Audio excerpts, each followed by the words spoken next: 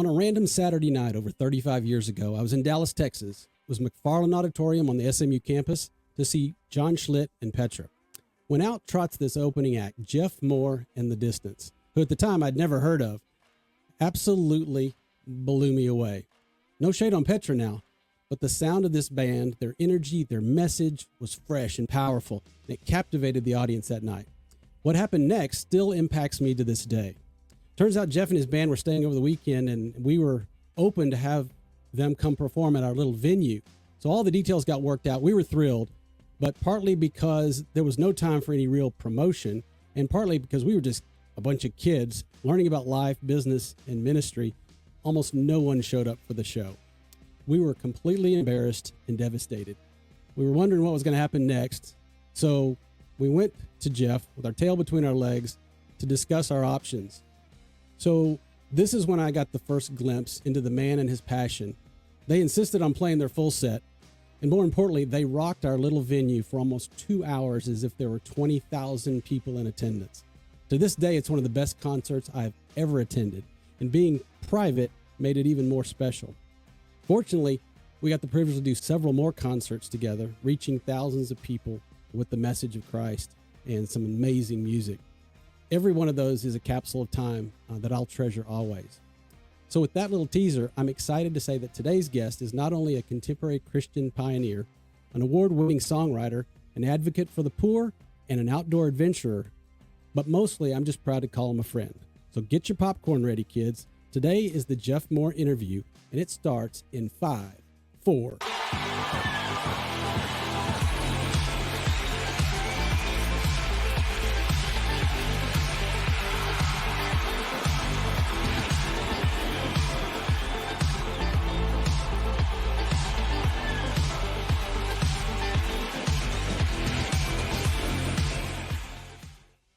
You are watching the CCM LegacyCAST. My name is Chris Gaines. My normal co-host, Scott Galden, is out of town on business, and he'll be joining us soon.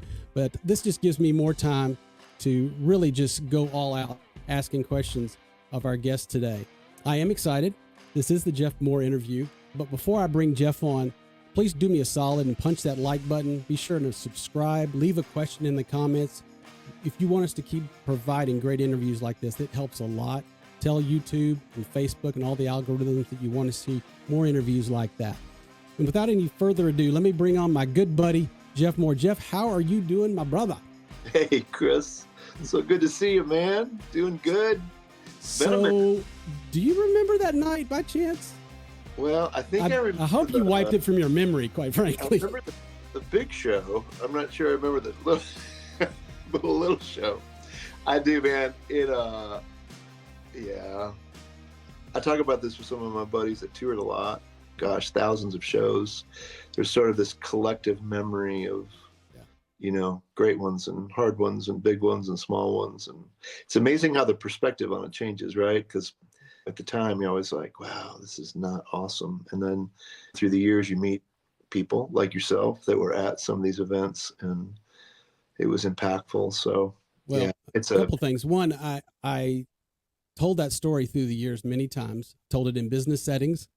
I've told it to my kids just as one of many examples of what you do. You do the right thing, and it stood out. It told me more than the music, more than all the stuff that went along with the whole music industry.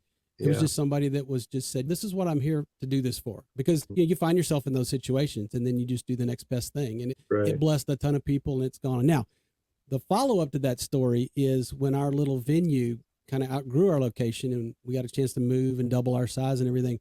There was only one group that was on our short list to do our grand reopening, and it was Geoff Moore and the Distance. It was a unanimous decision, and hopefully we'll talk about that a little bit later, but we had a blast. That was quite a night, quite a weekend, if I recall. Yes. So cool. Thanks so much for taking time to be with us on the show. This is something I've wanted to do for some time. You've been a busy guy. It's taken us 3 or 4 months to get on your schedule. So thanks so much. Patience, man. I appreciate your patience. No, absolutely. There's a lot going on. Let's go ahead and dive in. Let's start kind of at the very beginning. I want to go all the way back. Okay. Because you've been interviewed a bunch of times about a lot of stuff, and there'll be some overlap, and we'll certainly get into a lot of the music. But I want to know about you and kind of what makes you tick. So let's go all the way back to your childhood a little bit. Michigan, Flint, Michigan. Is that where you were born and raised? Yes, home of the national champion University of Michigan Wolverines. I think I was wondering how long it would take till you wove that in there. because it's been a minute since we could talk about that. Yeah, you don't have a coach anymore, so I mean, that didn't last long. Talk about one and done. Yeah, man, grew up in a very interesting time and place. It was the mid to late 70s, which was a interesting cultural time in America and a pretty great music time. It was like the era of really great classic rock, which went on to influence me a lot. But I grew up in a completely non-musical world.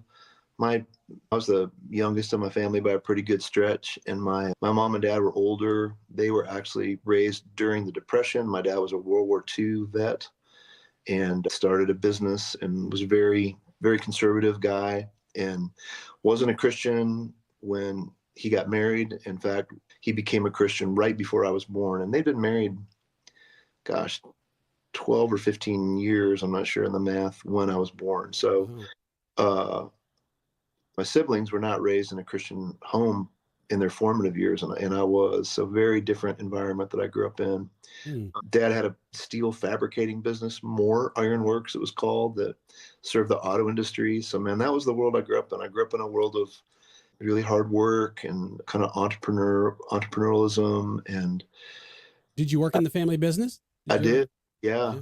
So if you need a forklift operated or some very remedial welding, I'm your man. And I've told people that it was kind of an art-free home, but it wasn't as terrible as it sounded. We had two paintings in our house. It was the clown, the dude with the beard, and the okay, and Jesus knocking at the door of your heart, and the long-haired '70s Jesus, which was awesome. Yes. And I think maybe art maybe felt a little indulgent to my parents because they worked so hard. And were they Midwesterners or classic Michigan folk? And but man, I was introduced to Jesus at a young age.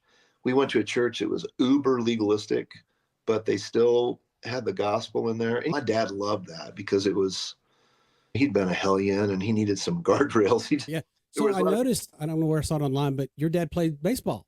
He did, man. Yeah, he played AAA, and so played the Toledo Mud Hens. Is that right? Now, yeah, man. Is that the same ones that Jamie Farr made famous on MASH? There you go. That's right. Exactly. How about that? How about that for going back? The only reason I know that because everybody used to confuse that with the Texas Rangers cap because they stole the same cap, and everybody's like, "Oh, he's wearing the Rangers cap," and I'm like, I don't think anybody knows or cares. Now, for me, I need to come back and say the world champion Texas Rangers. Yes, you just want to throw that. I gave it 60 years to get to that point, so give me my props there. But anyway, that's the Toledo Mud Hens he played, so that's cool. Where music entered my life was through my youth pastor, who people always like talk about, if you don't know what legalism is, it's just a word that we use when religious environments emphasize all the wrong things, and they use the wrong things to control people in an effort to try and get to do them what they think is right. Wow. Well said. Give an example, like the church I grew up in could care less what kind of music their kids in the youth group listen to. And I listened to a very broad spectrum of it, but none of it was Christian music, because heaven forbid you would ever listen to, because that was the merger of like sacred and secular, and so they were all out with that. But I had a youth pastor, and for my high school graduation, he gave me, wish I still had him, man. He gave me a vinyl of Larry Norman's Only Visiting This Planet and a vinyl of Keith Green's first album, For Him Who Has Ears to Hear.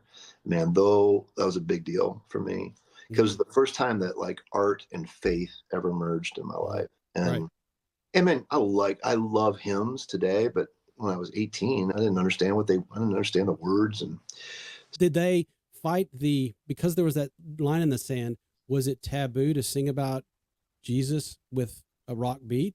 God, yes, heaven. And it really wasn't the rock beat as much as it was the drums that were creating the rock beat. Okay. So you couldn't figure out, I guess you couldn't figure out in your mind, I know I went through some of that. Why are we approving of this? Is it not just because it doesn't have the Christian label on it? This is weird. I don't understand why we're going to pass. Correct. And you know why those kinds of churches were against premarital sex because it might lead to dancing. I think exactly. Exactly. But yes, exactly. exactly. So anyway, man, that music just like all of a sudden I had this kind of thing in my faith journey that I could turn to for encouragement and entertainment. And that took me to Taylor University, a small Christian college in Indiana. Mm-hmm. And okay, wait a minute, time. I'm gonna go back a little bit. Where yeah. did you know you could sing? Did you get musical? Did you on your own? I mean, it's one No, thing to get. I got an album. I got a Petra album. I got an Amy Grant album. no, But like I didn't go into where did that come from? years later, my mom produced a note from like elementary or junior high choir that was a note to her that said, Geoff doesn't have much of a voice, but he brings a lot of enthusiasm. So we're happy to have him along. That was literally my only involvement in music. That's awesome. I love that. That's awesome. Please help little Jeffrey and just encourage him. He's got a lot of enthusiasm. I mean, I was a world-class dashboard drummer. You know what I'm saying? Oh, well, okay. Then that counts for something. But it just never occurred to me, man. It wasn't a thing in our lives. And so, and you might have heard that I've talked about this story through the years a few times, but it's super, it sounds super weird, but I met Taylor. My roommate is a guitar player, random guy, Arlen Troyer. Didn't meet him before school. I'd never been around a guy that could play by ear. I mean, he could listen to something once and play it on the guitar, and that seemed like magic to me. Yeah. I'm sure my forklift driving seemed like magic to him, no doubt. Watch this. Right. And so at our camp, in our dorm, the guys' locker room, bathroom was with the showers was one big room with like a bunch of shower heads, and everybody sounded great. It did, dude. It was the porcelain sanctuary, and so he would go in there at night and play his acoustic, and it sounded awesome. And he couldn't sing, and if he's watching, he'll be like, "You're right, I couldn't sing." So it was kind of a known thing, and so he was like, "Geoff, you should sing." I'm like, "I don't sing, dude." And it turns out I could sing a little better than him, and I mean, literally anybody could sound better in that shower room. And then the story's a crazy but true one, man. He was in a band. They were playing a couple songs at a variety show on campus that I later learned was kind of just an environment to make fun of freshmen. And so their singer got the flu, like full on pukage, couldn't sing.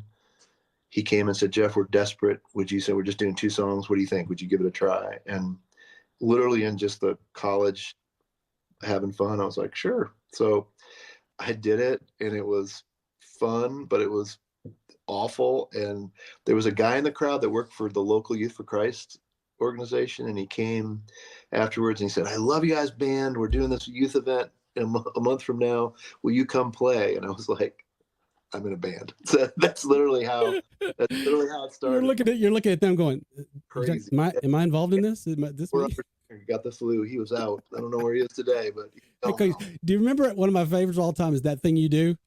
Yes. And every time it comes on, I can't stop. But the drummer, I bust his leg or something, like, "We got to have you as a drummer." And like, "I will take you to the top. I am Spartacus." That is you. That is awesome. Yeah, we always repeat the "you're signing, I'm signing, we're all signing." Yeah. Exactly. Guy in a really nice camper offers a record. The guy in a great camper wants to sign us. Of course we're going to sign. What do you think? Such a great deal.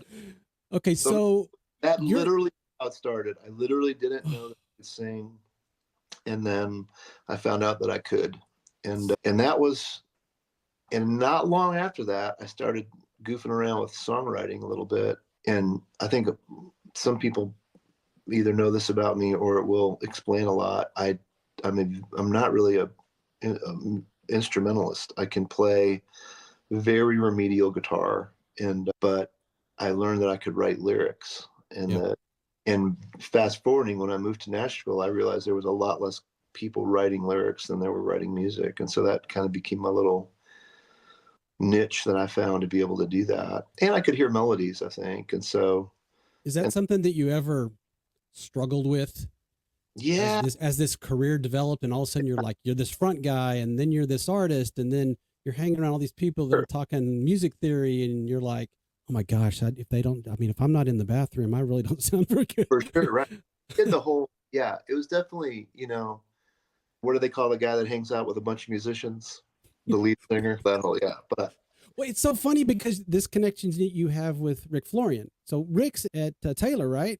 right. And I didn't know if y'all were, but he had a very similar story. He was the reluctant rock star. He was a year or two, you probably don't even know this about us, a year or two behind me.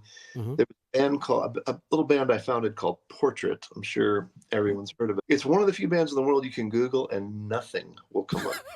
And so, it's just a black hole in history. Okay.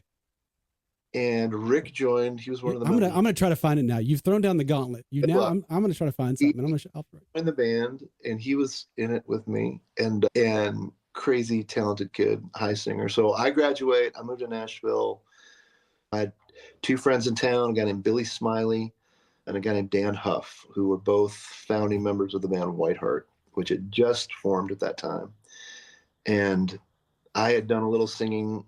I'd recorded a little bit while I was at Taylor, and they had said, hey, some labels have heard some of your music. There's some interest down here. And so through a long series of events, my wife and I got married right out of college. We prayed through leaving this family business, which was a pretty big deal in our little orbit. My dad died when I was in college, and it created a lot of expectation for what I would do in the family business, and both in my family's life and in my life. And so when God began to lead us away from that, it was a big deal for us. And I look back on it now, it's funny. If my kids came to me, Chris, and said, this is what I think I'm supposed to do, I'd be like, no, you're crazy. So I think about that a lot. I really do think about, we went through that time period and we did some crazy things. I mean, here I am thinking about, did that create, knowing if your parents are the salt of the earth, work by the sweat of your hands, and it's like, my boy wants to go play bongos. He wants to go out and make a music career, and you're like, no, this is what God's telling me to do. And then also makes me think about your wife and her support of what you're trying to do. And she had, to her parents, she'd married a guy that was an heir to a steel industry. Steel magnate? No, he plays the steel guitar. Well, he really doesn't play the steel guitar. And he doesn't really sing much, but I love him, and it's going to be amazing. Yeah, they did it. Yeah. And Jan's kind of legend in the Christian music world, man. She was super unaffected by it. But man, it was just in those early days, particularly. And so we moved to town. Wow. I remember it was Halloween, 1983. We moved to no record deal, right? No record deal. Job, dude. So wow. All these like connections I had, they kind of fell through, and I ended up getting a job at a mall selling clothes in a men's store. It was like a chain, nice men's store. Okay. And if you'd have caught me on the right day, I was pretty discouraged because I was like, what am I doing here? And I'm wasting my life. And I left this great job, and now I'm grinding it, and I'm supposed to be in the music business, and I'm a million miles from where I should be. And so you would often find me back in the polyester slack rack area. And in fact, this segues nicely into this part of the story where I'm leaning against the slack rack, and the guy says, hey man, can you help me find some pants? Have you heard this story, Chris? Go. No, I think I know where you're going, but go, man. I turned around and it was Michael W. Smith. And he was like, yes, I can help you find some pants. And he's just the best dude. We started talking, and he was like, man, you need to find a church, and here's where we go to church, and here's the guys that manage me. You should meet with them. And nothing really came of that other than I made some guys I'm friends with now. But the part of the story that I would hope encourages people is that if I put, I don't know, let's say I put 15 people in a room that were most influential in the launching of my music career, I met 10 of them working in that store. And so it's just a reminder, man, you know what? It wasn't like I had this great wisdom. It was just, I was married, and I needed to support my family, and I went to work. And it was, what's Jerry Maguire say to Cuba Gooding Jr.? It's a pride-eating siege if you go through some of that. And it was like, but then I meet all these people that I would never have got a meeting with, that I've never been able to encounter on the street. But I met in this environment where it was warm and connected, and God let this crazy stuff happen where I got to know these people. And so that's what led to, 6 months into my moving here, I signed my first publishing deal. And a year later, my first album came out, and I went on the road with Whiteheart, the very band that were the two buddies that I had when I moved here on the Vital Signs tour. If anybody remembers that one, man. And, absolutely. So right? was that was Scott Douglas or was that Steve Green? Okay, so it was right after the Hotline, There, Vital Signs Hotline. I lived through that whole crazy era. Wow, and how they handled that. We had a good talk about that with Rick a couple of weeks ago. Man, you talk about green and optimistic, and yeah, it was crazy. But the Lord used it to help a lot of people, and I was one of them. And so awesome. A year into that, they needed a roadie and a guy just to schlep gear. And Rick Florian I think he had moved to town or was about to. So I called Rick. I was like, dude, they need you up for it. I mean, it'll be a lot of work, but you'll be in the, so he was like, yeah, man. So I'm sure he told you that part of the story. I mean, you talk about a guy, he goes from it was entry level. I mean, grunt, first up, last up, grinding it. And whatever, 2 years later, he's their lead singer. It's one of the great stories in all. But I didn't realize how similar yours was. I really didn't. Produced his first demo. I don't know if he mentioned that. And so whatever. Good on you, Rick. It's great. And so now I'm opening for the band that my old bandmate is the lead singer. He's the lead singer of. You're like, is there anything else I can do, people? It was great. It was the greatest. Well, that says a lot about you, quite frankly. It was the best, man. So, yeah, that was the mid '80s, and that's where it all started. That fabulous sweater that I got. That's a great sweater. This is off of Geoff's website. If you haven't been there, go check it out. By the way, I do this for a living. This is a good site, and I love being able to go through this just as easy as this. You can go in here and you're one click away from seeing. And I just had a blast this last week, kind of going back and looking at some of this. Walk me through just a little bit of this. Different record companies, different times, solo band, and all that stuff. If you're looking at that first album, Where Are the Other Nine, I did not write any songs on that record. The label was in the mix, and they were like picking songs that other songwriters had written. Mm-hmm. That title cut, Where Are the Other Nine, was, I think it was, I'm going to say top 10 on radio. Did you ever feel like you'd be singing that song 40 years later? I didn't, yeah. People were touched by it. It was cool. Yeah. And so and then the next record I started writing more on, Over the Edge. That record I wrote more. So were you writing for some other people up during this period of time? Because if they picked you up as a lyricist. And so I wrote for whoever. We pitched songs to all kinds of people. So I was with the Benson Company at that time, and I was on a label called Power Disc, which DeGarmo was on. And at the time, wasn't Benson kind of a behemoth? Yeah, they were. They had a massive studio, and they kind of controlled a lot of stuff, if I recall. Label, Carmen was on the label, Larnell Harris, big adult contemporary artists. And then the rock artists were me and DeGarmo and Key, and they became a big part of my story later. But and then I made that third record, was called The Distance. And let me pause right there for a second. A couple things. To me, there's a jump right here. To me, there's a jump the shark here, and I'm interested to know kind of what happened here musically and you professionally. But before I do, I didn't really know this. One of my questions I wanted to get into was All the Good Music, and I wanted to find out what's the story behind that. I didn't realize it shows up on about 4 different albums. Yeah. Some of them are compilations, but why in the world? Remember that night at that variety show that I told you about at Taylor University? Is that the song you did? One of them was Why Should the Devil Have All the Good Music? You are kidding me. Remember when I graduated from high school and my youth pastor gave me that record? Uh-huh. That had Why Should the Devil Have All the Good Music on it. And so, yeah, exactly. The Larry Norman. But had you met him before that? Did you have any connection with him? It came through this thing through this video. And then we became friends after that. And we probably performed the song together a dozen times, I would say, through the years. And when we were at events and stuff together. So, yeah, man, I got to be, so I don't know, that's Gordon Kennedy playing. Well, that's the funny thing. I was going to tell you, this is not The Distance. This is the White Heart Distance, sort of, kind of everybody. He went on to play with me for quite a few years. By the way, I would pay big bucks to see that whole band. You guys do this exactly this way. I'd pay big bucks for that. Yeah, that's right. That's about half of White Heart and half of what became The Distance. Yeah. Is that Arlen there with the crazy hair? Hair with the big rooster hair. Yeah. Yep. So he settled in playing bass for you, right? Did, yeah. He played a long time. So I did a lot of stumbling back in those days. Well, it was very, I mean, you had the kind of that Huey Lewis, I'm going to stumble around the stage thing. Right. I'm sure nobody ever told you that, but yeah, it was good stuff.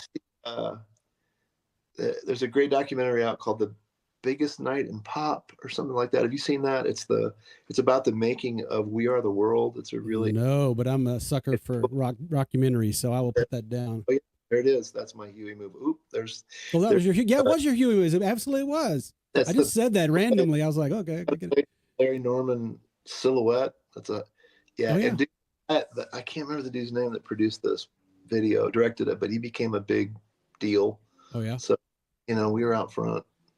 Yeah. So you didn't really have this big Yeah. deep connection with Larry, or No, so I met him through this thing, but then we became friends through that. he's a sweetheart. We got to do him a couple times, and to me, he's an enigma. It's just an amazing story, and all over the place. We've talked to a few people. I want to talk. In fact, I'd like to have a show dedicated to just. In fact, I wouldn't mind doing kind of like coaching trees. I'd like to have like the coaching tree of Whiteheart and the coaching tree of Andre Crouch and the Gaithers and all these people. But Larry Norman, it's kind of crazy. But I just wanted to know. It's such a great song, such a fun song, and I think obviously you brought it to a whole new generation. Yep. And it became a concert favorite. His music to a lot of people too. It was a great era. Yeah, and he wrote songs about.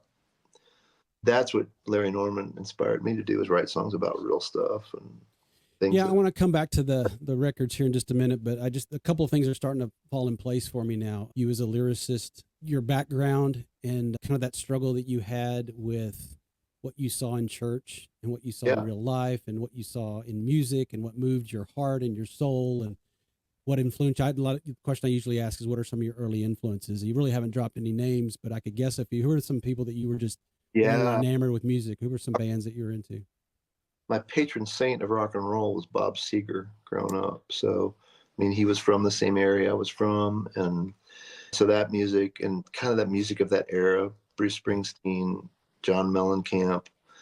And then I think talking about coming up in the great era of classic rock. So all the Styx, Boston, REO Speedwagon was just, those were, and isn't amazing how popular that music is today. It's like one of my kids called me last year. He's like, "Dad, what do you know about Tom Petty?" I was like, "A lot." You're like, I know about it. Like he had just, and then there was that whole influx with Guitar Hero, right? When people started listening to classic rock again. So that's where I got my kids into it. I mean, my daughter she's like, and she's gone with me to see Styx and Boston and all those guys. We got to go see. I took her to see when they came through Dallas. Mike Sweet was playing with Boston. Michael Sweet. So that was a great to get him. Oh, it was awesome. It was just phenomenal. That was just fun. It was a golden age, which was cool because I think it kind of led to the golden age of Christian music. But I would look back on the 90s as so. But those would have been the influence. And then once I was introduced to Christian music, and I think one of the really things that I feel the most blessed in my career was that I got to tour with all of my heroes. So.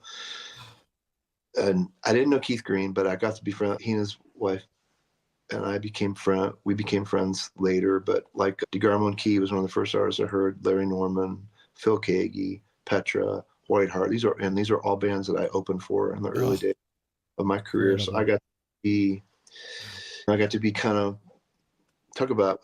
Everybody uses the whole master class thing now, but man, you talk about. I mean, I learned everything about touring. And I mean, if there's a guy that I would say taught me more about the music business, it was Bob Hartman. Bob's the founder of Petra and the guitar player of Petra. And if I could I haven't seen him in a long time, but if I could see him, I would tell him and thank him. I mean, to understand trucking and staging and production and crew and how to treat people. And so I'm in my early 20s, and this guy is just generous, super generous with his ideas, his time. On that, because I think most people know if you have a moderately successful music career, you spend a lot more time doing everything but music. There's a lot of business attached to it, and so that's why so many artists get taken advantage of, right? Because they don't understand any of that stuff. So I had the benefit of coming up in a more business-based environment, which helped me.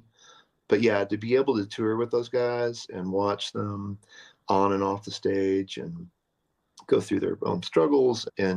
But man, I will tell you, a question I get a lot from people is, were they sincere? Were they authentic? And man, my experience, the vast majority of people that I encountered particularly in the heart of my high touring years, was just, some of the dearest, most genuine folk I've ever met, man.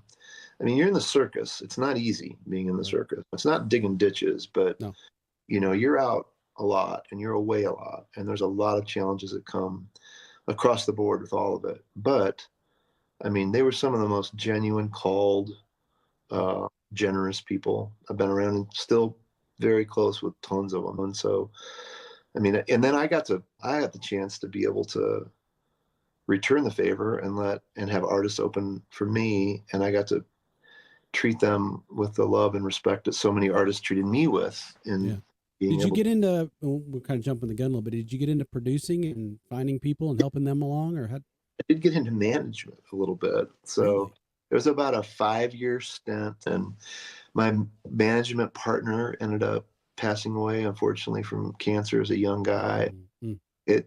I really was doing it because I could do it with him. Yeah. But I met some of my favorite people, one of my favorite bands. We were able to launch the career of a band called the Afters, if you remember. Yeah, absolutely. Boys. Yeah. And yeah, man. And just love those guys to death. And cool. We met them through Bart Millard, another Texan. See me, and we were able to work with them as well as some other artists. So we had a fun run of it. All right, let's get into what I feel is the sweet spot. At least, and I'm biased. I told you kind of where you entered my life, if you will. Yeah. And I'll fight anybody that wants to say that the trifecta of the distance, place to stand, and foundations, I'll put up against any back-to-back albums anywhere, secular or Christian. I personally think they're masterpieces, masterclasses. So if you're a millennial or somewhere in between and you're all about the 90s and 2000s, that's great. Love you. But you haven't lived yet until you've gone through these 3 albums.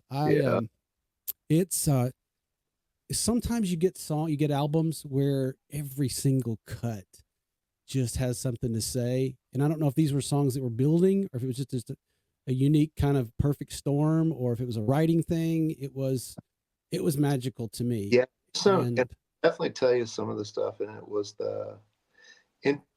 part of it was, by the time we got to that record, The Distance, I had played a lot of shows and had 3 years of touring under my belt, which is one of the things that artists miss. Now, when I say touring, I'm talking about, I don't know, in those 3 years, over 300, probably over 400 shows. But were you doing those as a solo artist, or did you get to have a band?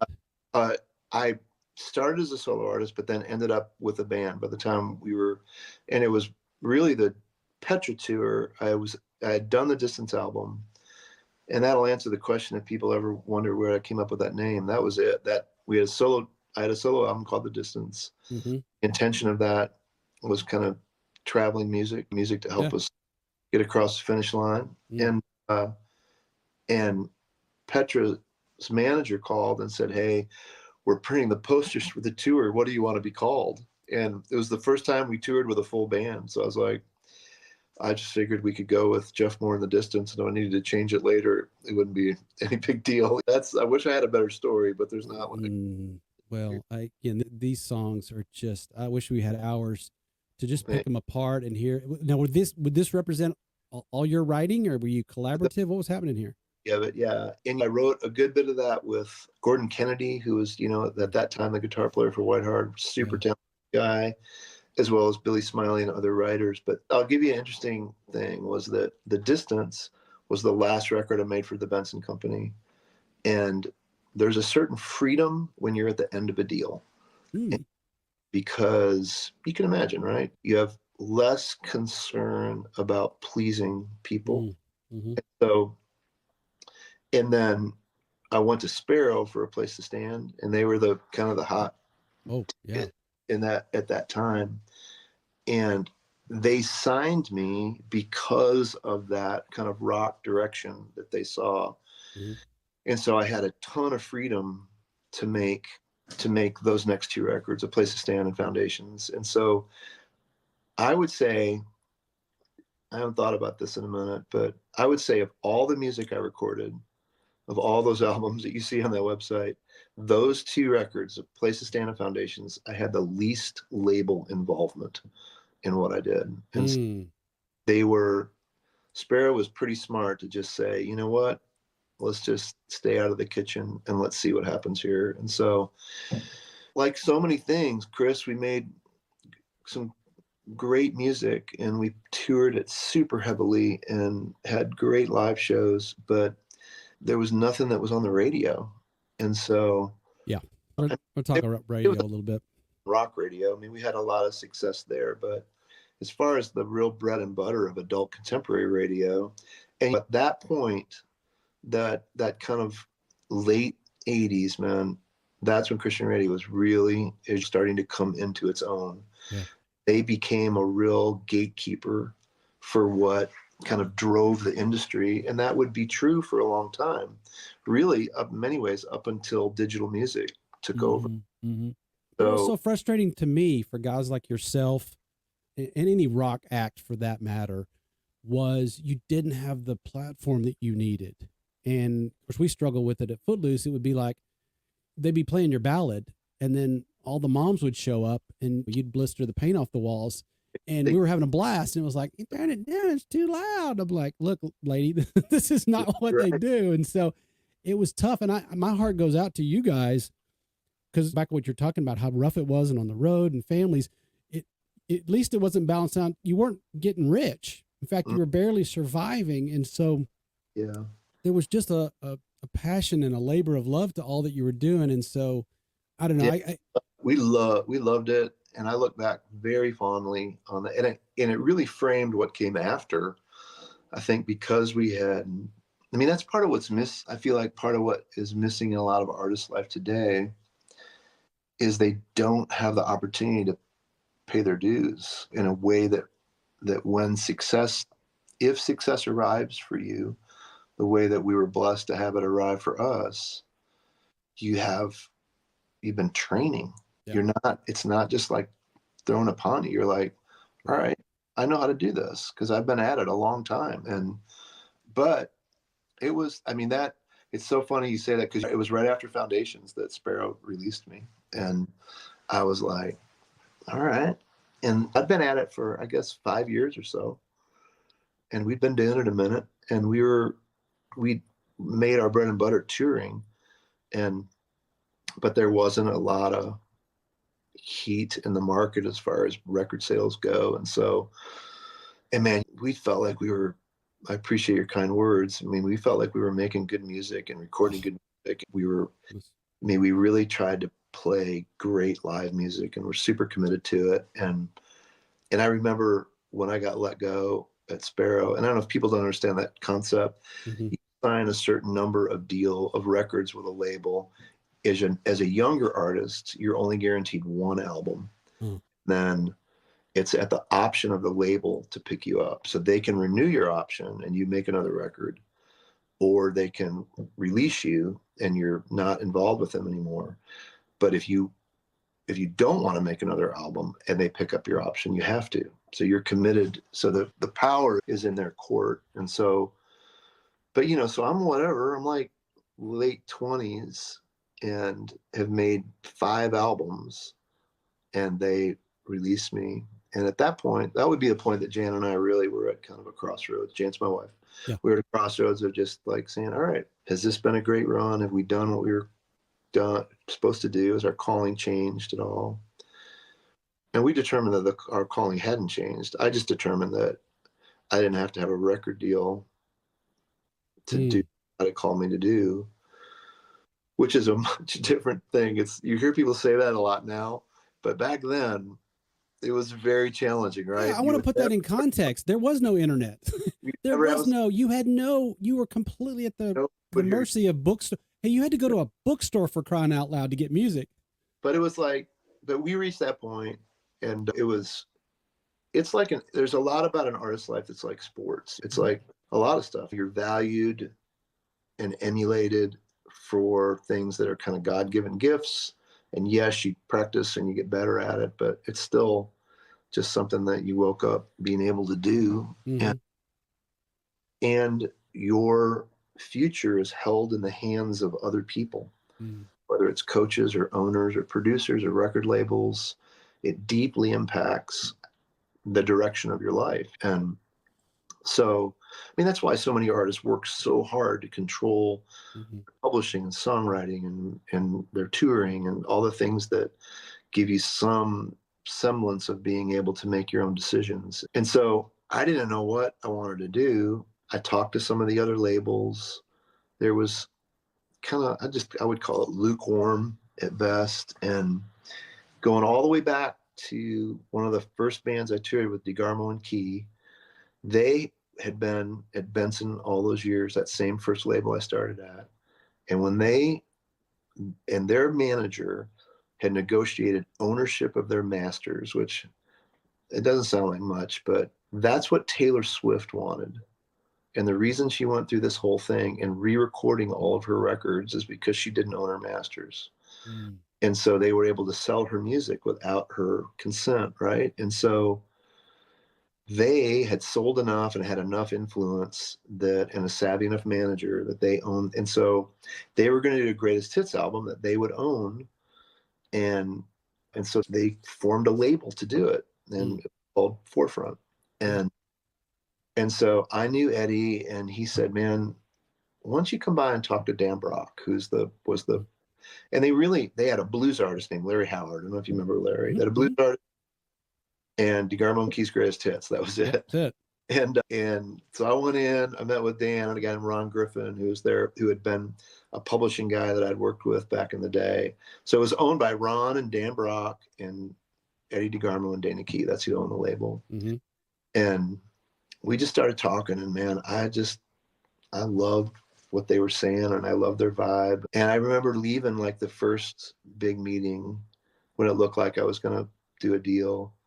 And Ron Griffin stopped me and he said, hey man, listen to this. He goes, I got this from these guys. They go to Liberty University.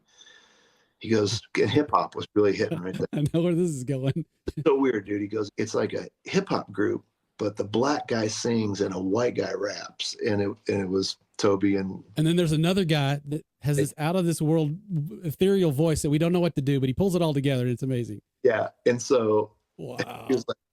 And so I think Forefront became one of the just most iconic stories ever in Christian music. So I signed there. By the time 90, 91, right? Yeah. So by the first year it was over, or first, I guess maybe 2 years that I was there. It was us, DC Talk, Becca St. James, and Audio Adrenaline. And, it's a pretty good argument that changed the direction of a lot of music. And then that first album I made, Pure and Simple, it sold more than all of my previous albums combined. Really? So that was going to ask you, you look back at the revisionist history, or maybe it's just me looking through that lens, and I read about it, and the quote was, what was the quote? I'm just going to tell you what the quote was. The quote was, it was the most prolific period in their Grammy nominated and all that stuff. So I went, wait a minute. So I was given the wait a minute, the stink eye to it. But was it because it just sold so much more and it was so much more popular, or what? And it was a very honest conversation with the label that said, look, man, you can record music that will not get played on the radio, and that's what your career will be. Or you can write some songs that are more radio friendly, and then record the rest of the music that you want to, and do whatever kind of show you want to your point, the ladies. And so, that's where radio connected with us. And then it was a pretty good run, man. The next 4 records all got nominated for Grammys. Every record sold, and in its initial run, every record sold more through there. I think. I try not to ask songwriters about their children, but do you have, because I want to ask the question even more than those that came before that in the Sparrow years. I mean, do you feel like, okay, that maybe my music was better in those years, but everything else came together during the Forefront years? Or do you look at it as apples and oranges? It's hard, man. When things get going good, man, and you start playing to bigger crowds, and some of the financial pressure comes off of you, and more people recognize songs. Because the truth is that in my experience, for a music career to really, when it gains traction, it's not just about the artist, it's about the audience. I'm a part of people's lives.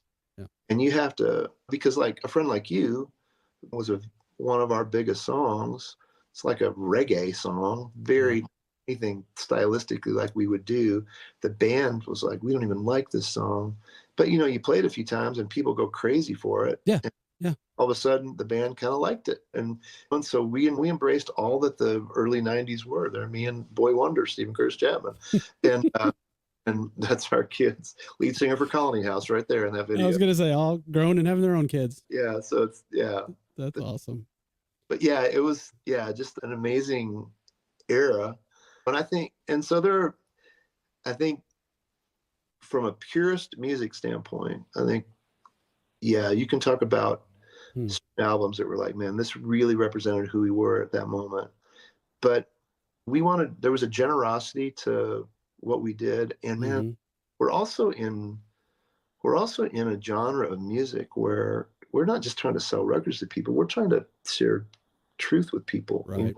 Right. And that kind of drove what we did. And then I think success kind of breeds more of that. And so that as we found this lane that began to resonate with people, we recorded more music like that. And I would say there are a few artists that when they hit a really sweet spot, they take a hard left. And we didn't do that and didn't really have the luxury of being able to do that. And so that 90 to 95 was probably the most commercial success, and you were able to afford and play bigger venues in the band and the whole 9 yards. That was kind of that. Yeah. Friend Like You is the first true headlining tour we did. Audio Adrenaline was the opening act on that tour. And then when we did the Evolution tour, that was, let me think that was Out of Eden. Do you remember Out of Eden? And Big Tent Revival. Did you modify your set list considerably? How did you decide what to pull out of the past? Yeah, dude, that was the hardest part. Always is the hardest part. What to leave in, what to leave out. Good Bob Seger phrase from Against the Wind. Yeah, I'd be the old codger. Play the old stuff. Yeah. So we ended up and then we would play old stuff. Then we would do a medley, and then we would. So we would always try and bring some older songs. And that's where kind of Watch the Devil Have All the Good Music was such a fun staple. It's part of why we reinvented it so many times. But it just kind of always be kind of nodding back to our roots. So yeah. Did people discover your older stuff? Were you able to sell some of that product? And it pulled everything. And it was really, we did a couple of greatest hits albums. There was an era when that was a really powerful kind of product, right? So sure. Well, record companies. But James Taylor's biggest selling album is Greatest Hits record. The Eagles' biggest selling album is Greatest Hits records. Either Greatest Hits or a live record. So we did a Greatest Hits double CD. One was a Greatest Hits, one was a live record. So we were like, let's just do it. Oh, really? There you go. Oh yeah, if it's working, just keep it working. That's but awesome. That was that era where, and then Christian music started to enter the mainstream a little bit more when we did the Home Run album. That song, which was kind of written on a lark. Stephen and I wrote that on kind of a lark nod back to my dad's career. I was going to ask. That's kind of obvious. Yeah. Think about that. Oh, that got picked. ESPN picked it up and played it a bunch, and it was in some commercials and stuff. And that was that era where it was like, wow, maybe Christian music could be, it could be more accessible. Do they have to go to a Christian bookstore in a town to get your music? Wouldn't it be great if they could buy it at Target and at Walmart? Back in the day, you remember at Blockbuster and Virgin Record, all those Superstore, all that stuff, right? And if this was 2 episodes, this is when we go to the cliffhanger of what you wish for. Well, again, I want to be mindful of your time, but there's so much more I want to talk about. In fact, I want to hit pause, and before we end that era completely, I want to bring onto the stage a couple of oldies. I don't know if you remember this guy, both of these guys. This is like a Polaroid. This is like an instant. This was probably one of the first go-rounds. I was crushing it right there. Look at that. You were totally crushing it there. Here's you and Dale. And before I decided to go full 80s. Yeah, that was kind of, I don't know if that was kind of Vampire Jeff, or that was a good look. I mean, I liked it. Yeah. But nobody made the faces that so great. Dale made. And I guess people that listen to this know about Footloose, but just to say, man, what a amazing part of Christian music history. Because Christian music never had a club culture. Hmm. We came up playing in crappy church basements. And so to be able to have a place that had kind of a club culture where people were in tight, it was sweaty and real and connected, man, I just loved playing there. And That's awesome. the We still run into people to this oh, day, and they're like, oh, I wish you had this for my kids. For years, Stephen would mention it from the stage, and people oh would kind of go bonkers. And yeah, we talked, and because of, and then years later, Greg Oliver would book me and one part of the Nashville community. And so we would, yeah. And Tony is one of the top booking agents in Nashville. Anyway, we got together not long ago and relived the glory days. how fun. That's cool. Well, definitely want to get him on. And I'm trying to reach out to Stephen. I can't get through his gauntlet of people. He's kind of a big deal. I'll put it. I may have to pull some string together. So let me go back to this. And I did a little rabbit trail, and Dale has done all sorts of crazy stuff, including wrestling. That's a whole nother story. What is that about? Yeah, he was like the music guy for, yeah. It's nuts. Unbelievable guitar. So much fun. Yeah. And Barkley back there. Place to stand. That's, yeah, wow. I was very. Some of these pictures. Yeah, no, these are. Jeff Barkley, who was a player in the back. After Jeff left, when the distance finished, he went on and played for, gosh, 8 years as Third Day's keyboard player. So really, yeah, did not know that. Fun times. So another fun story, because we did it several times, and because it was a 2-night, sometimes a 3-night thing, we got to hang out and do stuff. Usually there's a Saturday, and it's like, well, what do we do? We had cookouts. We went. I don't know if you remember the story. We went. This is you and Greg and myself, and my lovely wife, and keyboardist at the time. I'm not remembering the guy, and you're right. Drummer, that was Lance. Yeah, our drummer. Lance. Okay. Yeah. Okay. So yeah, we started talking, and we're like, what do you do for fun around here? And we went and played laser tag. Everybody piled in cars, and we drove all the way to Garland, and we played laser tag all day long. Okay. And then we realized, oh crap, we've got to get back for the show tonight. It was a Saturday night. We come flying back, and we're covered. All of us are, if you ever done laser tag, we were all covered in sweat. Oh, man. And we go by the venue, and the people are wrapped around the building to see you guys. I don't know if you remember that. Yeah, we drive. And so we had to scramble. Y'all had your hotel room, and we all had to, everybody came to our apartment, and it was mayhem. And it was just so funny because we were driving by going, well, we've got the band you're here to see, but we're not ready yet. So you guys talk amongst yourselves. It was. I think part of what I hear you alluding to some, Chris, too, and this is true, is that in the later years when we experienced more commercial success, it becomes much more, you just kind of replicate something. We didn't go play laser tag very much. We didn't get to meet very many people. That was and actually a part of my life that I've loved after the distance years has been that it went back to some more of that, where I would go do a couple of days in a town and get to meet some more people. And so it's interesting, man. You work so hard to get to a certain place, and then in a lot of ways it's not as interesting as it was beforehand. Sure. And we tend to glorify those years. The good old days maybe weren't as good as before, but I think you said something a minute ago that's sticking with me. We're we're almost past it now, but the American Idol generation, where you quote unquote get discovered immediately, and then you're thrust into, okay, you're going to hit the road, you're going to go to Disney World, and then you got 20 dates, and you're going to be opening for Queen, and you're going to be doing all this stuff, and everybody's wanting to write music for you because they're trying to get where you are on the ladder, and you've got nothing, you've got no muscles you've developed, you've not suffered, you've not gone through anything, you haven't learned any of your own lessons. And it's no wonder you just crash and burn after 12 months. And, right. But for you to be where you were and have, it's a great term, a master's class. And maybe sometime, I don't know if you're blogging now or if you have any venue for that, but just to share some of those nuggets. Hey, Bob Hartman pulled me aside and told me this. I'll never forget this. One night, so-and-so told me this. And I didn't know, I'm so thankful to God that he put those people in my life ahead of when I needed it. I didn't know I needed it until I needed it. And looking back at my peers who crashed and burned, and you're like, God, but for the grace of God go I. Thank you so much that you spared me from that. It wasn't because of me. I wasn't so great, but. That's right. I was telling my kids, I'm like, you can't create community when you need it, right? You have to have it. And then when you need it, it's there. And that was definitely the same way. As I look back through all my career, it didn't just start. I guess it started in that clothing store where God put me in the right place at the right moment. but Mm. just from crew management, all my bandmates and my friends around me.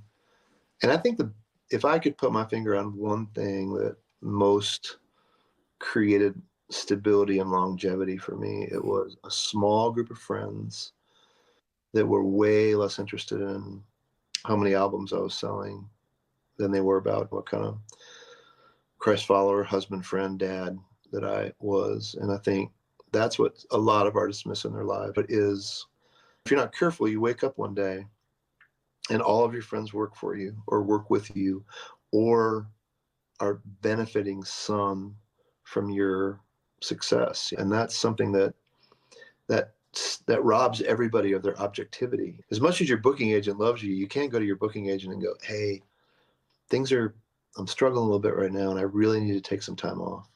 They're not the right people to ask, right? Because they make their living off of your working. So you have to have relationships that are outside of your immediate thing. And it's hard when you're gone so much and you travel and you operate. I think when you look at touring artists, you would maybe imagine that it's a giant community around them, and it's really not. It's a very small community of people. Especially Christian music. Yeah. Especially Christian music. And the one thing we haven't talked about at all, and that's the other layer of your spiritual responsibility, in air quotes. Yeah. And you're speaking so eloquently. I could just listen to this all day because there's so much wisdom in what you're saying. Successful people, not financially successful people. I'm saying successful people at this thing called life, know to surround themselves with people that don't think they're the greatest thing in the world, or they're not affected financially by their living. And so you can just go, look, I had a crappy day today. I don't know what to do. I don't even know if God's there. And for them to go, it's going to be okay. I'm going to be here and we're going to talk about this, but also can they be there to support you? I think it's just amazing. And so it's so sad when we don't, or what we do is such a disservice. My frustration with Christian music was putting you guys on a pedestal that you never asked to be on. You know what I'm saying? It's like, you're not my pastor, right? And you're certainly not my parent, my sibling, my wife, my fill in the blank. Yeah. And for us to put you up there and think that you got to be perfect is. Well, we all laugh about if you wrote a song about something, somehow you were an authority on it. And so I was telling you, man, if I had written a song about hangnails, I would have been invited to sing at the National Hangnail. You get pulled in, people are like, what's the key to raising healthy teens? And I'm like, literally, I was a teenager 5 years ago. I don't really know. It's like, so like, anyway, but to your point. And again, that's where if you got people around you, you're like, just because people think that about you does not make it true. And let's agree that the internet's making that 10 times worse. Yes. Oh gosh. Yes. I mean, it's just giving us a megaphone that we probably don't need to have that big of one. And it just is insane. And can you imagine going through your early career with social media? I mean, I can't even. Yeah, that's just so much there. We could have a whole nother show talking about, that arc that you go through as an artist. Yeah. And thank you so much for spending some time just kind of waxing about the old days. There's so many good, I have stories I want to hear. I wanted to ask, we didn't get to talk about your friendship with Stephen and what a special bond that is and has been. I know there's a lot there. I was going to ask if you'd give me one funny story that no one knows about Stephen and one takeaway that you're like, no one would know that he did this and he wouldn't want to know, but this tells you all you need to know about what a great person Stephen is. Those would be two questions I would ask you if I had the time to do so. You got any off the top of your head? Yeah, just quick ones. I won't know if anybody knows, but the one in my earliest days of touring, Stephen did one 6-week run where he came and played guitar for me. And so he was my guitar player while he was working on his first album. And I had to let him go because I just knew he wasn't going to make it. Yeah. There's not a ton of people that you meet that you see in the public eye. They are who you hope they would be. And I would just tell you, Stephen is that. I mean, we were kids right there, guys, early 20s in that picture. And a lot of people don't know that y'all wrote Great Adventure together, right? He's still my closest friend, and we live our lives together. We're so awesome. Both our boys grew up together, and we both have adopted Chinese girls who are dear friends today. Our youngest, Ashley, and his daughter, Stevie Joy, were in cribs next to each other in the same orphanage. So I'd say if there's something people don't know is just how much of his brand let's say, he is leveraged for good, particularly in the adoption world. Yeah. Their ministry, Hope, is an incredible thing, and he could have done a lot of other things with his brand, and he leveraged it for good. So I love that about him. You're being modest because, quite frankly, you're Mr. Compassion International. I can't imagine how many kids are alive and successful today because of you. And kudos to you. And I know it's been something near and dear to your heart for decades. I'll never repay them for what they've meant in my life. You and Randy Stonehill. Yeah. Gosh. So I'm very thankful for Stephen and for our friendship and the songs he's invited me to be a part of in his life that have changed both of our lives in a lot of ways. And so and man, that as a songwriter and artist, that really helped me. And we still do. We sang The Great Adventure together the other night at a thing. And he did a Alaskan cruise last summer that I was a part of. And one whole set, we sang verse and chorus of songs that we had written together for over an hour. That's all we did. Okay, so where does one find out that's the cruise I want to go on next time? Let me know. And by the way, a minute ago we were talking about kind of the old, when I win the lottery, even though I don't play, or when I make it big and my .com goes public, I plan to get all you guys together. We're going to have the most audacious reunion concert known to man. And I don't know if we'll go to the Sphere in Las Vegas. What do you think? That'll work. That'd be crazy. All right. Two quick things, and I'm going to let you know. You've been super generous with your time. I want to talk about the transition. We've talked a lot about Christian music and that arc and everything, but you also lived through a very unique period when seismic changes started happening in the genre, and we got more and more about worship music. How did that affect a guy like you, an old rocker, not that you're an old rocker, but that just worship music, it ruined Christian music. All right, you'll get this. And I don't know that I've said this privately. I don't know if I've ever quite done this publicly. I'll keep it as brief as I can. We won't tell anybody. So this is how I remember it. And my dates might be off. Don't just know that this is how I remember it. And nobody can argue with my average memory. Would be, we were touring. I began to hear about a British band called Delirious that was doing some festivals in Canada and maybe a few in the United States. And that they were playing worship music at these large festivals. And there was like something happening, like some really important, moving spiritual encounters people were having. That's the first time that I remember that kind of hearing about that movement. The only other taste I would have had is when I toured with Petra, they played an occasional worship song and the crowd would really be moved by it, but that was early on. And then people that I've worked with and have been friends with, this is sort of how it happened in my life. One was the boys from the choir, Steve Hendelong and Derry, they did a record called City on a Hill. Do you remember that? Oh, yeah. Yeah. So City on a Hill. Got some airplay. That got decent. It had God of Wonders on it. And so okay. You might remember Caedmon's and Third Day did that song together. It became Third Day's biggest song at the time. It was a worship song. They were a rock band. And then Rocketown, Michael's label, did an album featuring his music covered by other artists. Third Day recorded Agnus Dei.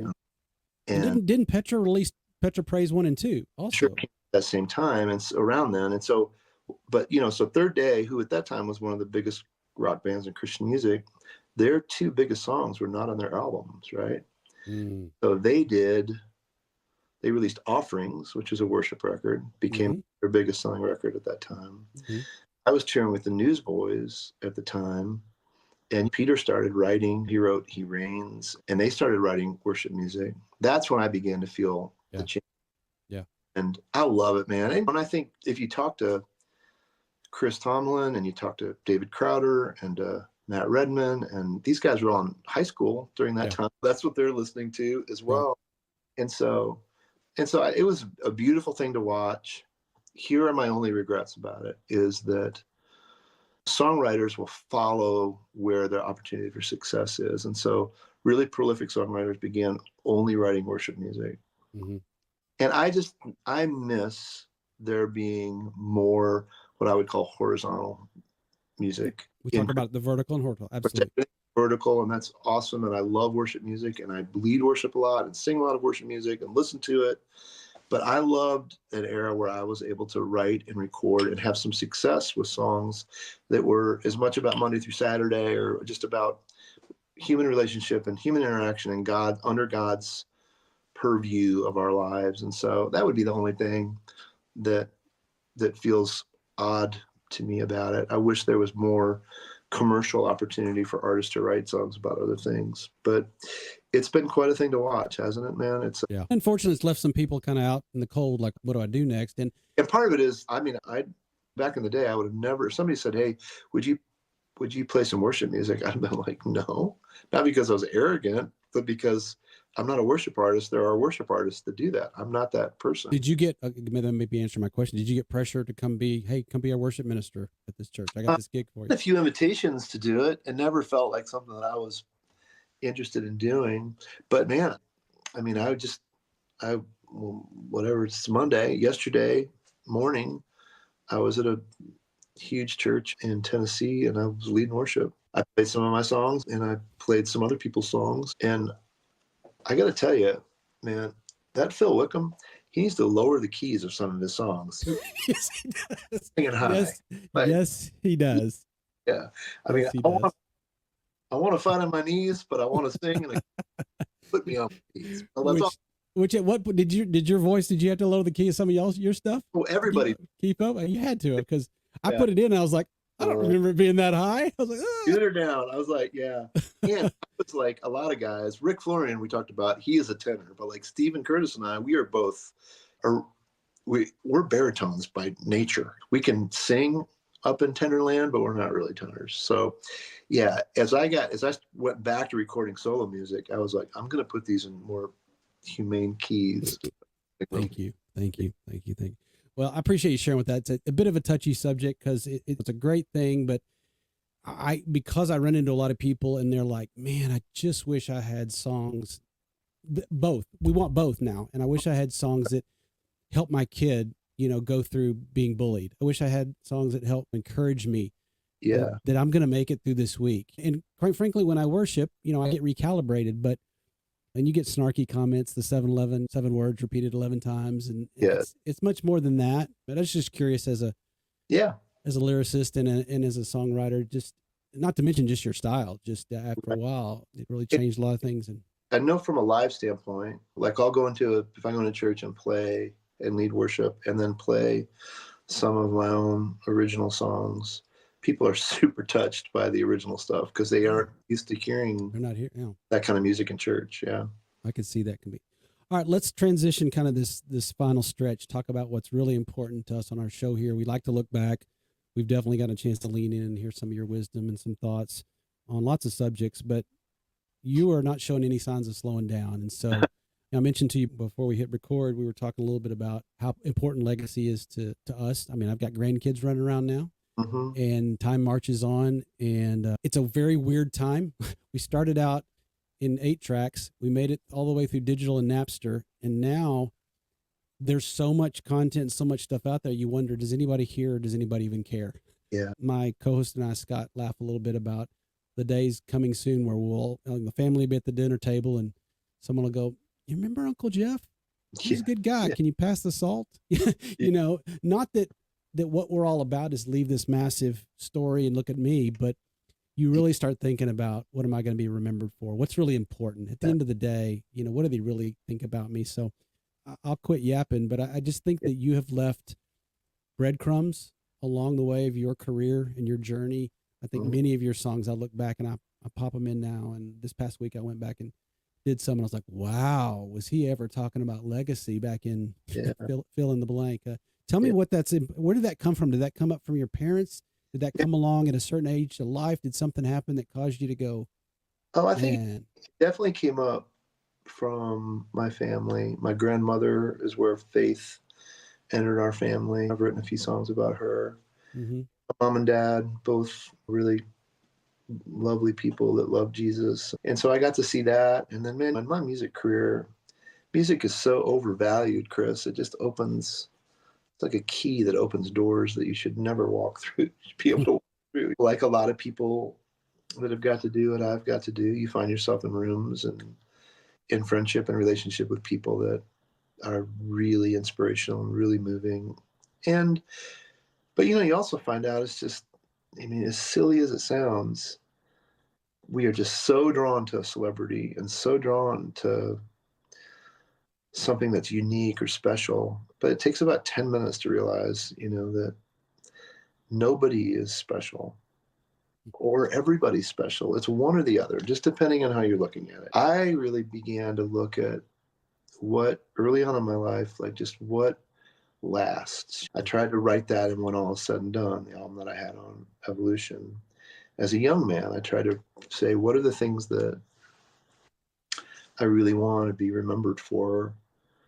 And now as an older man, as I look at legacy, I really feel like it's something that you build in these really little increments, and you can't even observe it as you go. It's kind of this idea of a faith life that is built by these little acts of obedience, and that where God helps you put together a few good moments of faithfulness, and that if you can remain in a posture of brokenness and humility and faith, over time, you get to look back and see a pretty good string that with God's help was put together. And so, but man, like when I think of like in complete transparency, man, my music career, it is like meaningless to me when I think about what really matters in my life. I'm super honored to have been able to do this thing. And every time I sing, I've played the last 3 weekends in a row. I'm super thankful to get to do it. It's a unique job.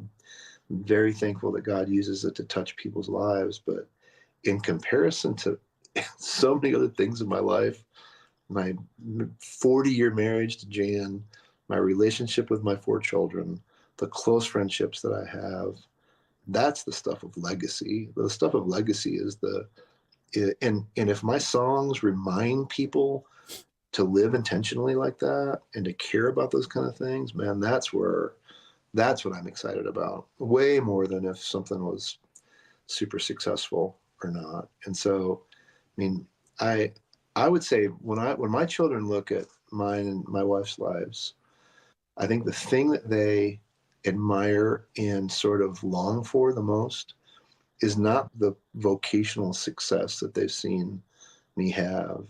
It is the relationships that we have.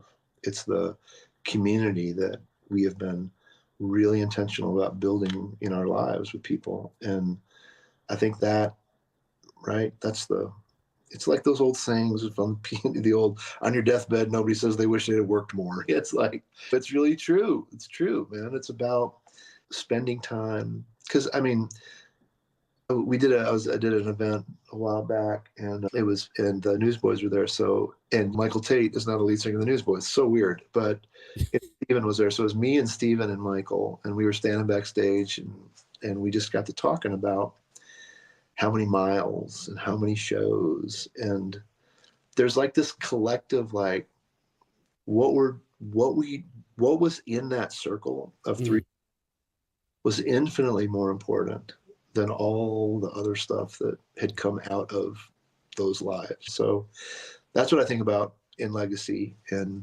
man, I don't want to waste any time. I don't want stuff that I don't need. I don't want to worry about stuff that demonstrates that I don't trust Jesus. And I don't want to be distracted by things that don't have eternal significance to them. And man, I want to finish strong. My dear friend and mentor, Wes Stafford, longtime president of Compassion International, he says it this way. He says, I look forward to the day when my life is gloriously interrupted. And then I slide across the finish line and wipe the sweat from my brow. Like, I love it, man. Yeah. Man, Yeah. could not have go down going. Yeah. said it any better. That's what the world is looking for. That's what the generation is looking for. What we're dealing with on social media, what we're dealing with, and our kids are deconstructing their faith and all that. Just seeing somebody that put one brick on top of the other and then just say, that's at the end of the day, that's not what it's all about. Yeah, Dad had some fun and we had some rocking times and all that kind of stuff, but they want you. What lessons did you learn out of that? Just amazing. And to that end, I mean, that's why it's so exciting to me to see you still going. Oh, that's crazy for my life. Not crazy. Exactly. So to lead an outdoor ministry. Tell me just a little bit about that before I can't let you go without talking about Fellowship Adventures. Sounds amazing. I grew up hunting and fishing, and somehow in God's generosity, he let music and my love of the outdoors and my love of the local church all kind of interconnect. And wow. One of the second callings of my life has been to serve people that serve us. And man, I'm a local church kid. Through my music career, I became friends with tons of pastors.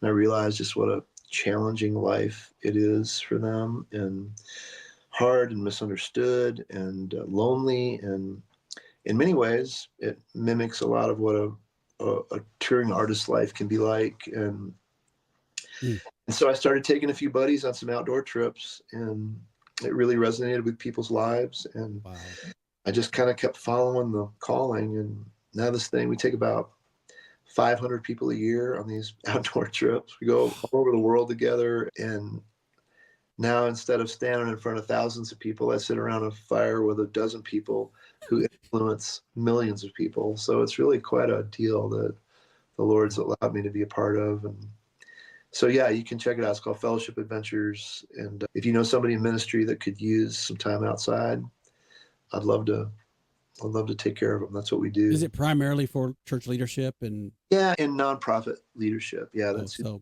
really work with. Yeah, and so many of these ministries that I've partnered with all through my music career, we curate a lot of trips for them. And but this is what I would like to say about it, and maybe this is how we wrap. Is that what I would love people to remember about it is not that, wow, Geoff had this like awesome music career and he figured out how to transition into another thing, leading and starting this nonprofit and it doing a lot of good work. It's awesome. And I'm astonished by it. But the real takeaway is that if you are doing something and you feel like you're where God wants you to be, and he has gifted you to do this certain thing, it may occur to you occasionally that you will never be able to do anything else, or that if you do something else, it won't be as good as what you once did. That whole like, this is as good as it's ever going to be sense. And I would just remind all of us that if we are walking in faithfulness and getting up in the day and trying to find what God's up to and get in his flow, that what we're doing today, he is preparing us to do something else. And that he will use all the experiences, all the skill sets, all the wisdom that you gain in one area of your life to be used in another one. And it's impossible to recognize when it's happening, but I do think it's possible to realize that it's a reality, that it's going to happen. Because as crazy as it sounds, all these things I do in creating these experiences for ministry leaders, I'm using the same basic skill set that I used as a songwriter and recording artist. Same stuff. We're creating a story, an arc, an experience. I understand what it's like to live in the public eye. I understand what it means to create a safe place where somebody can be themselves. And I understand what it is to be in an environment where you get booby trapped and you think it's one thing and it ends up being another. And so I would just encourage you, Chris, and people that are watching and listening to this, that God's calling is never vocationally specific, ever. Mm-hmm. It's not even about our jobs. Mm-hmm. I think it flows through our work, but we can move into all kinds of things, and all those same giftings they're all transferable, which is what I love. And so I turned 63 a couple of days ago. Sounds impossible to even say, right? I feel like I'm right there behind you, man. I'm right on your tail. Together, me wearing that super awesome turquoise baseball cap. That's something. I feel like that same dude, right? A lot more miles on the chassis, but you know, I get to sit here and feel like I'm living as vibrant a life. I'm doing as much of what God's called me to do as any day that I can remember. And you got to take some chances, man. You got to live with an element of risk in your life. But when we put ourselves out in a position where if God doesn't show up, it's going to get ugly. And of course, he always shows up. It's even silly to say it. He didn't even show up. I mean, my Scotty Smith, my spiritual dad, if he was here, he'd be like, remember, Geoff, God doesn't show up. He's always been there. He's not your co-pilot. I can't help but think about that promise. His mercies are new every morning. And retirement is not part of your vocabulary. And that doesn't surprise me at all. I mean, I want to go hair on fire, 100 miles an hour. If you'd come on here and said, yeah, I play golf 3 times a week and I pretty much listen to my music, I'd be like, okay, well, this has been fun. I'm going to head out. But you didn't let me down. You are an absolute treasure. Thank you, and I appreciate your faithfulness, and I appreciate your desire to chronicle great stories of Christian music. I want to give a platform for you guys, the good, the bad, and the ugly. And I just think the world needs a lot more transparency, and this is what happened. I mean, I love the creativity, and in my book, you're one of the most wealthy men alive. Thank you, brother. Just know that it impacted a kid in Texas pretty heavily, and I'm just so proud to call you friend and say, keep going, man. Do not stop. Thanks for me. Thanks for your patience, and I'm very happy we got to do this. Let's stay in touch. We'll do it again. All right. Everybody go check out Geoff Moore. You can go to geoffmoore.com, check out what he's doing. Go do an adventure. If somebody that you know and love is just getting burnt out or getting close to that, send them on a fellowship adventures. Jeff, you're the best. Thank you, you guys go check it out. I'm telling you, those albums. Right now, go listen to those albums right now. I'm going to check up on you. Thanks so much, Jeff. Take care, bro.